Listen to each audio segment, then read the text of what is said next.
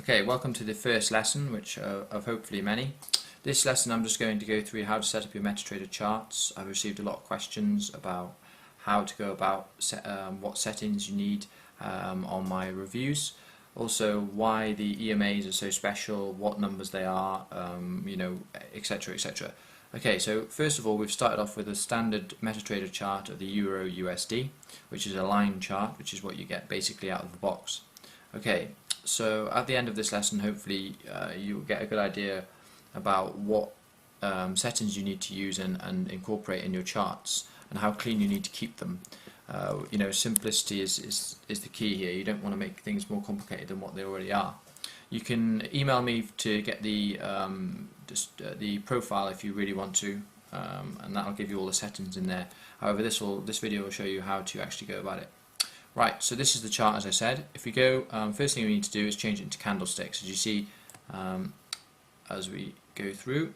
Okay, so this is, if you go to chart and click candlestick, you can instantly see that this is a better representation of the market. You can clearly see, candles give you more information than a line chart. I won't go into that too specifically.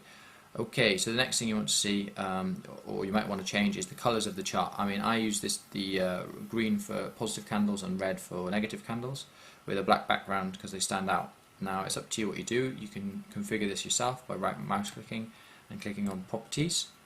Now, in there you can change all kinds of colours and all kinds of different schemes. You can save these schemes, and you only have to do this once. You can ask me for my profile, which has got all my colour schemes saved. That's no worries. I can email you that if need be. Okay, going on from here, the next thing to do is set up your EMAs. Now, there's a number of EMAs I use. I'll go through them individually and explain why they're important and why they're used. Okay, so the first one I'm going to insert. If you go to Insert and Indicator and into Trend, in there you'll see Moving Average. Now, the first moving average is the 8 EMA, which is already configured, exponential with the colour gold. Now, if we insert that, you can see that this line going through here hugs price as it goes, follows it around. Basically, without getting too technical, the reason why the 8 EMA is used is that it's one of the smallest Fibonacci numbers that kind of price obeys and that market behaviour will kind of reflect. So as you see, when the market pulls away, it always comes back to the 8. When there's a strong trend, it'll kind of hug the 8, as you can see there. So every time it pulls back to the 8, that's a valid entry. You can get in and use that line as a valid valid support line, valid resistance line here. Same here again. So you can see where it is used. It's quite a good entry point of where price will pull back to once it pulls away in a certain direction. Okay, the next EMA to use is the 21. So same again, indicators, trend, and moving average. So this one we're going to use the 21, which is the exponential moving average, and that's going to be in Dodger Blue I use, which is probably quite hard to find. Aqua, Deep Sky Blue. There we go. Dodger Blue. So okay, if we'll insert that, you can see so you can see around here that price does obey this as well. So this is kind of, you use the 8 and the 21 as momentum indicators. When the 21 and the 8 move apart from each other, that's when you can say that there's high momentum in the market and it's trending. You can see here, or where we are now, that there's much momentum in the market. You can see that EMAs are tight together, and that means that there's a period of consolidation. Some people use EMAs once one, which is a smaller time frame, crosses over another, that's their entry point. I don't really grasp this concept. I've used it in the past. I don't really see the advantage of it. EMA, one thing you want to remember is an EMA is always lagging behind price. So the event has already happened before the EMA is crossed, so we've got to bear that in mind. Okay, the next EMA to add is the 55. A few people have asked me why this one, because it's not in the original system. I use the 55 again. It's another Fibonacci number and I found that price does respect it quite a lot. So this is kind of a bit more longer term time frame. So 55 exponential moving average with the color deep pink I tend to use, wherever that is. There it is, deep pink. Okay, so there we go. You can see, yeah, you can see that kind of that's a more abstract version of where the price has been going. Obviously, because it reflects the last 55 days in price action. You know, exponentially means that it starts. The most recent is the most significant, going back to the most. The furthest is the least significant. So you can see kind of when it breaks the 8 EMA, the next kind of line of support will be the 21. If it breaks the 21, then the next line of support is 55. So that's the kind of consensus I use.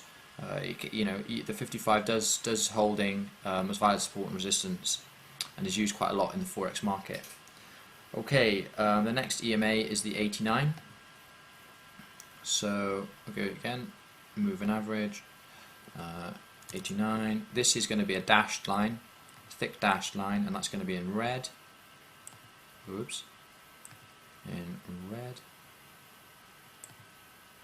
Okay, right, now this EMA, you know, to start with, you can see it's a dashed line. Now what this means is that this is your trend indication. I use this as my trend, so you can see the trend. If this line is heading up and price action is above it, then the trend is up. If price action is below it, then the trend is down. That's simply what I use that for. It's just a simple trend indication of where the short-term trend or short-term to medium trend is. That's what I use that for. I don't tend to use it for support and resistance, as the 55, 21 and 8 kind of do that for me. Okay, the next, or the last two EMAs, or simple moving averages actually, are just longer term trend moving averages.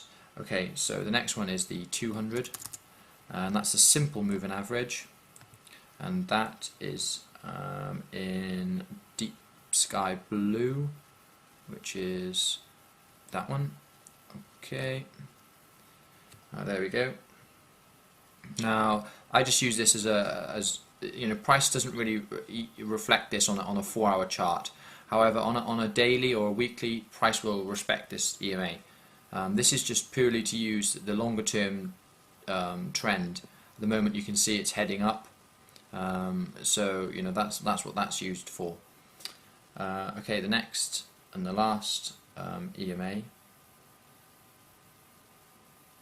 is the 365. Okay, so trend, moving average. Okay, and that's the 365.